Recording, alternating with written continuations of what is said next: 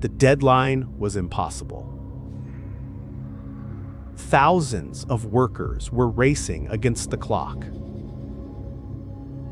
day and night, 7 days a week. Because in the early 1980s, the Philippines was preparing for a major international film festival. And the centerpiece of the event would be a brand new landmark: the Manila Film Center. Construction moved at a relentless pace. Workers poured concrete around the clock. Supervisors pushed crews to finish ahead of schedule. Every hour mattered. Every delay was a problem. Then, one night in November 1981, everything went wrong. Several floors above the ground, scaffolding suddenly collapsed. Workers lost their footing. Steel supports gave way, and tons of wet concrete came crashing down. In seconds, men were trapped beneath the collapse. Some were injured. Some were killed. And what happened afterward became the subject of one of the most persistent legends in Philippine history. According to rumors that spread across Manila,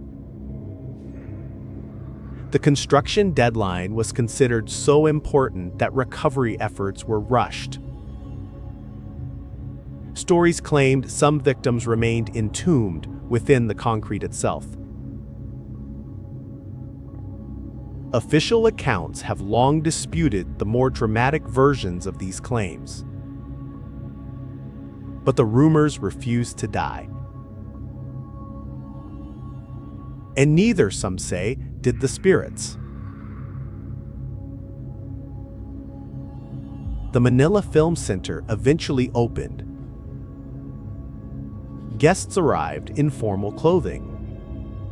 Celebrities walked through its halls.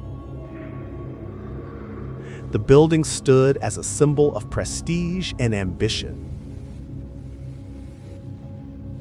But behind the glamour, employees began reporting strange experiences.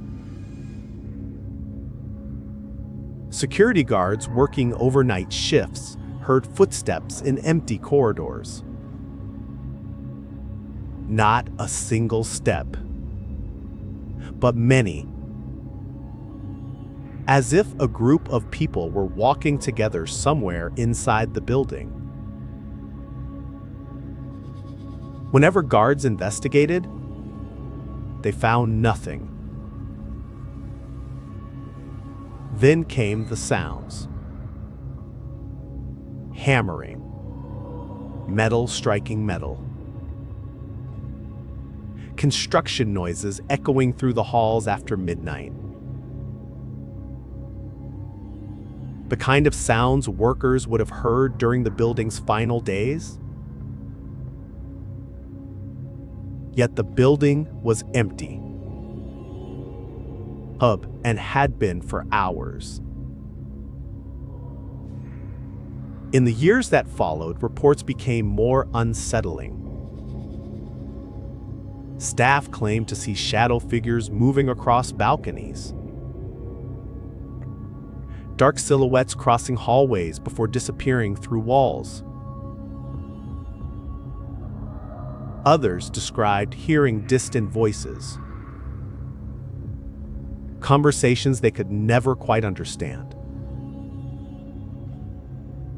Always just beyond reach. One recurring story involved elevators. Employees reported elevator doors opening on vacant floors. No passengers. No requests. just empty hallways waiting in silence. Visitors also described a strange feeling inside certain parts of the building, an overwhelming sense that they were not alone, even when standing completely by themselves.